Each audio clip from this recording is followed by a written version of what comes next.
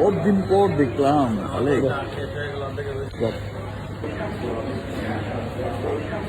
So breaking news everyone, এই আলেকজান্ডারই কিন্তু একদিন শাকিব খানকে অভদ্র ভাষায় গালিগালাজ করেছিল। আর আজকে এই আলেকজান্ডারই কিন্তু শাকিব খানকে পেয়ে দেখতেই পাচ্ছেন ক্যামেরা বের করে তাড়াতাড়ি ভিডিও করছে, পিক না তুলে হচ্ছে তাড়াতাড়ি ভিডিও করছে। সো বোঝাই যায় কেমন মানুষ, আর যে শাকিব খানই কেমন মানুষ।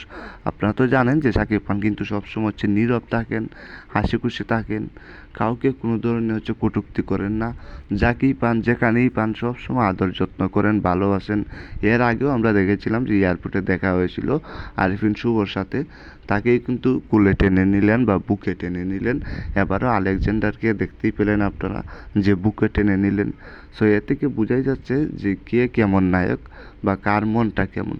সো সবচেয়ে বড় কথা হচ্ছে আজকে সুপারস্টার শাকিব খানের বড় ছেলের জন্মদিন, সেটা হয়তো সবাই জানেন। হ্যাপি বার্থডে বা শুভ জন্মদিন।